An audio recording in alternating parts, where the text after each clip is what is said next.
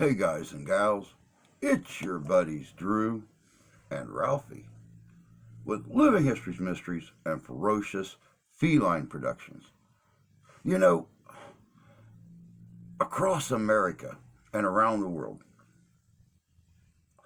there are thousands of experts on American history and more specifically, the American Civil War. But what a lot of people don't realize is the American Civil War almost became the First World War and almost wrapped the world in fire. But I'm not going to go into a lot of detail about it. I'm going to let you guys check this out. We're going to go over and visit our friend Omni in the Maritimes and let him tell the story. Check this out. This is good.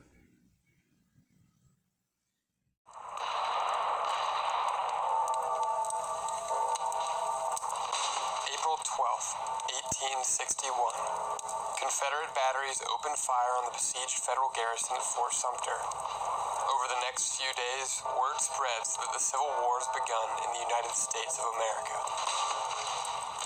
President Abraham Lincoln and Secretary of State William Seward quickly proclaimed that any foreign power that diplomatically recognizes the Confederate rebellion as a sovereign nation will face a declaration of war from their government. The next month, on May 13th, the British government issues a proclamation of neutrality, but acknowledges the Confederate States as a belligerent power, one step away from diplomatic recognition. Then, in the summer, July 21st, Confederate forces won the first battle of the war at Bull Run. When news reaches the Canadian legislature, the chamber bursts into spontaneous cheers. Then, November 8th, the Union wins a moral victory with the capture of top-ranking Confederate diplomats forcefully taken off a British ship by a Union naval vessel. Both British and American troops are deployed across the Union's northern border and the Great Lakes. Finally, 2 days before Christmas, December 23rd, 1861, British Ambassador Lord Lyons delivers a formal ultimatum signed by Queen Victoria herself to Secretary of State William Seward. If Lincoln, Seward, and the American government do not meet the demands in that letter within 7 days, it will be war between the remaining Union states and the British Empire. Several times during the Civil War era, the relationship between Britain and the United States nearly descended into all-out war. Had that occurred, there's really no telling where the destruction would have ended. But we know where it would have begun, right here in the British Canadian and Maritime provinces.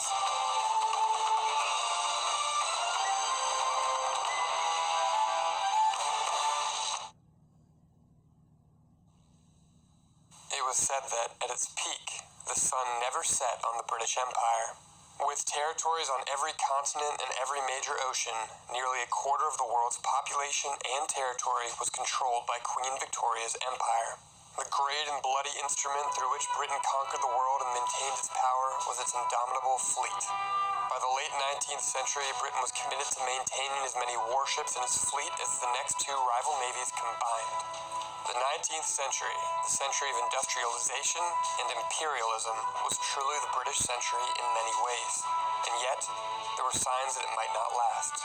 Ben Franklin had predicted back in the 1700s that should America's population continue to increase at its current rate, it would not be long before the colonies surpassed England in population. By the time of the Civil War, his prediction had come true. Furthermore, the United States was following Britain's lead in industrializing rapidly. The capitalist business practices with which the country was colonized, the vast natural resources and agricultural capacity of North America, and the enslaved captive labor force all contributed to the growing economic power of the former British colonies. While Britain was still the dominant world power by 1860, their former American possessions were turning into rivals in their own right. While the U.S. and Britain had close cultural and economic ties, and British public sentiment was broadly abolitionist, British decision-makers also knew that the breakup of a rival nation like the U.S. could be extremely advantageous to them. Furthermore, many secessionists believed that Britain needed Southern cotton to keep its textile mills going, and to make an enemy of the South would jeopardize Britain's industrial economy back home. As the Civil War began, the Confederacy was quick to dispatch envoys to Britain and France in an effort to win an ally that could help tip the balance of war in their favor. But Lincoln, Seward, and the rest of the administration were not about to let this happen. Secretary of State Seward was clear. Diplomatic recognition of the Confederacy by Britain would mean an immediate declaration of war. As the Civil War became bloodier and bloodier, the threat of another, even larger war breaking out with Britain was a constant possibility. And, caught in the middle, were the British North American colonies. Seward was a key character here. For a top diplomat, he was not always so diplomatic. During an 1859 visit to England, he told a reporter that a contest between Great Britain and the United States would wrap the world in fire, and at the end it would not be the United States that would lament the results of the conflict. You might think that with millions of its own citizens at war with the Union, the Lincoln administration might be eager to avoid a further conflict at all costs, especially in the early years of the war when the Union couldn't find victory anywhere. Seward thought differently. An ardent proponent of American imperialism, Seward knew that should it come to war with Great Britain, Canada and the Maritimes would be a prime target for the swelling Union armies, and they might even make a good consolation prize should the South successfully break away. British leadership knew this too, and quickly dispatched soldiers and money to help the Canadian colonies strengthen their defenses. The Secretary of State, along with many other Americans, still believed that Canadians and Maritimers might even welcome annexation by the U.S., and quickly took steps to try to gauge Canadian public opinion towards the war. However, he would quickly find that Canadian leaders had minds of their own, and would not back down so easily in the face of British pressure. Seward's agent was rebuffed, and the Canadians strictly adhered to the British directive not to sell weapons to the United States. Then came calamity for the Union cause. In May, Britain declared neutrality and acknowledged the Confederacy as a belligerent. Other great powers across the world quickly followed suit. This was a disaster for Seward, Lincoln, and the entire Union, as this proclamation was one step short of full diplomatic recognition of the Confederacy by Britain. Should the Union fail to squash the rebellion quickly, the Confederate States of America might become an official political reality in Europe, and their cause would be greatly strengthened. Seward was outraged, as was the bellicose northern press. Events up north added more fuel to the fire, as the U.S. consul in Quebec City, acting under a directive from Seward, detained the Peerless, a recently purchased British ship rumored to be on its way to join the Confederate cause. The British ambassador in Washington threatened war should the Americans make the wrong move. In the end, an agreement was reached and the Peerless was released. But everyone could see that American-British relations were at a breaking point, and everyone knew that should war come, Canada and the Maritimes would be a main theater of action. It didn't help that bad feelings were intensifying on both sides of the border. During the opening shots of the war, the Legislative Assembly in Canada East and West was in session, and when messengers rushed into the chamber to announce the Confederate victory at Bull Run, spontaneous cheers erupted from many Canadian legislators. The truth was that the press on both sides of the border were fanning the flames of conflict. Articles in northern papers that argued that the U.S. should annex Canada were widely read north of the border, while the pro-Confederate sympathies of Canadians were widely reported on within the Union. And, although much of the coverage was somewhat sensationalized and overblown, there was some truth to the issues raised in the press. While Lincoln wasn't going to open up a second front up north if he could help it, and most Canadians and Maritimers were not in fact supporting the Confederacy, Seward definitely wanted to control these colonies, and most newspapers in Canada and the Maritimes actually were pro-Confederate in their sympathies. I will get to the fascinating political debates that the American Civil War sparked in Canada and the Maritimes in a moment, but for now, it's important to know a few crucial facts about the situation. As the Civil War dragged on, it became clear to everyone that it was going to be a long and bloody conflict. With a press that was highly interconnected with the United States, and with tens of thousands of their native soldiers fighting down south, Canadians and Maritimers knew this. And Canadians and Maritimers and their leaders also knew that should an invasion come, they were woefully unprepared. In 1860, there were just over 4,000 British regular soldiers in Canada and the Maritimes, while Canadians could only call up an inexperienced militia of just over 8,000 men. The British Parliament and Maritime and Canadian legislatures made strong commitments both to move soldiers from out the Empire to the region, as well as to arm and train more militiamen and strengthen Canadian and maritime fortifications. And the British Navy was still by far the strongest in the world. However, in light of developments in America, even if the British Navy was successful, Canada and the Maritimes themselves stood very little chance of withstanding an American invasion. Even without its southern states, the Union was incredibly dangerous. With an extremely high industrial capacity and population, which were both already mobilized for war, the Union would be able to send large, well-equipped, and experienced armies across the border against a much, much smaller opposition. Furthermore, while Britain had adhered to the 1818 Rush-Bagot Treaty, which was intended to demilitarize the strategically important Great Lakes region, the U.S. had not, and by the Civil War held the upper hand throughout the area. During the Civil War, Canadians and Maritimers found that their southern neighbor was more belligerent and dangerous than ever, and Big Brother was all the way across the Atlantic Ocean. Should war come, Canada and the Maritimes would certainly be devastated in the conflict. Every development in the British-Union relationship was watched closely from Montreal to Toronto to Halifax. Then, in late 1861, as the press bickered across the border and Seward and the British leadership grew more bellicose in their actions and in their rhetoric, a breaking point came. There was a key question that was fundamental to this story and to the Civil War in general. That question was, what was the Confederacy? The answer depended on who you asked. To Confederate President Jefferson Davis in Richmond, it was a sovereign nation, in existence beginning in 1861, and separate and independent from its former political affiliation with the Union.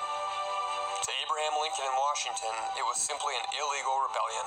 Its perpetrators were in violation of the Constitution, the very Constitution that he had sworn a sacred oath to uphold.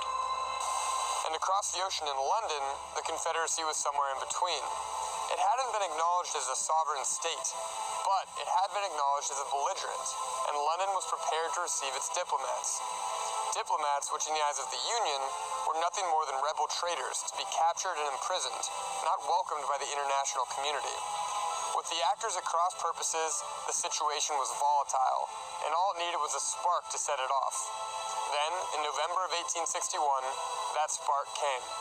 A Union warship, the San Jacinto, under the command of Captain Charles Wilkes, fired upon an unarmed British mail ship, the Trent, and forced it to stop. Wilkes suspected that the Trent was carrying two rebels, James Mason and Charles Slidell, and he was correct. Wilkes' men boarded the Trent and took Slidell and Mason into custody. Now, Slidell and Mason weren't just some rank-and-file Confederates.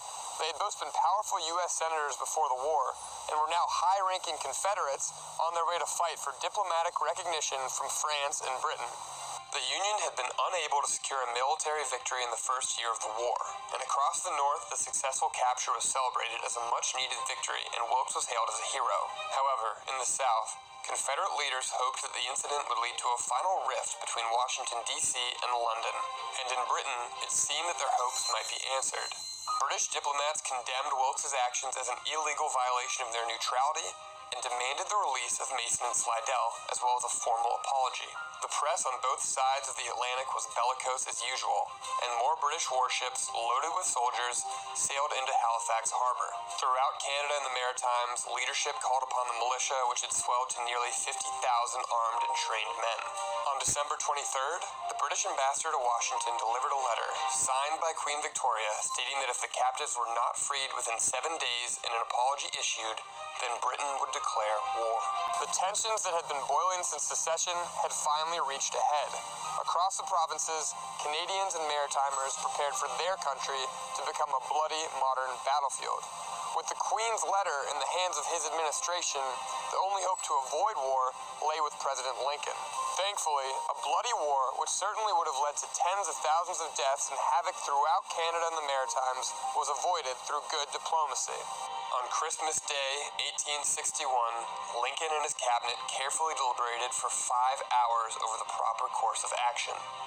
Days earlier, Lincoln had proposed that the belligerent Seward write a position paper arguing for the release of Mason and Slidell. while the president himself would take the opposing position. The British leadership had carefully worded their demands, and Seward knew that if Captain Wilkes had not actually acted under orders from the Lincoln administration, then they were willing to accept an American explanation for the action, and war could be averted. Seward argued in his paper that Wilkes had only erred in not allowing a tribunal to decide the fate of the Trent and its contraband passengers in a neutral port, and for that reason alone the prisoners could be released, but without an apology or an admission of error from the Lincoln administration. When Seward finally asked the president if he could read the argument that Lincoln had prepared, the one against releasing the Confederate diplomats, the wily president admitted that he'd been unable to complete the task. And yet, although war had been averted, it had been a close-run thing, and with the bulk of the war yet to come, it was unclear whether tensions would flare up yet again.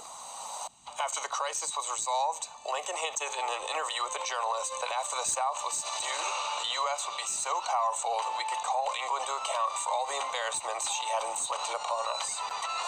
From Toronto to Halifax, the American president's words were a grim sign. As militiamen returned to their homes in Canada and the Maritime provinces, their leaders knew that unless they acted in a unified way and tread very carefully, that the future of an independent Canada was at risk. And although they were going to do anything they could to avoid war, the Union wasn't the only thing that they had to worry about. As the war dragged on, the Confederacy had been deploying agents in Canada in order to harass the Union from across the border and to try to inflame the already really bitter relationship between Britain and the United States.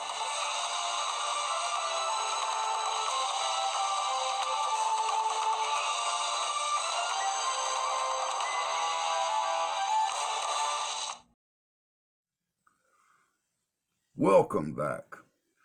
You know, it's like I was saying in the beginning, the American Civil War almost became the First World War if Canada and Britain would have gotten involved and would have formally recognized the Confederacy as a sovereign nation. The Union would have been fighting the war on three fronts: the Mason-Dixon Line, the U.S.-Canadian border, and the Maritimes and the northeastern coastline. Before it was all said and done, Britain actually did not formally recognize the Confederacy as a sovereign nation, but they did find a way to, let's just say, benefit from both sides of the war. Of course, the South had the raw material that Britain needed for production, and the North had the industry that, well, saved Britain all the hard work of making the things themselves. Of course, I'm talking about the blockade runners, legal piracy. Well, the Union tried to stop, but didn't have a lot of success. But that's all we got for you guys today. I hope you enjoyed this little look at how the Civil War almost became the First World War and almost wrapped the world in fire. Until next time, take care of yourselves, take care of each other. God bless you, God love you, we do. And we'll see you out there.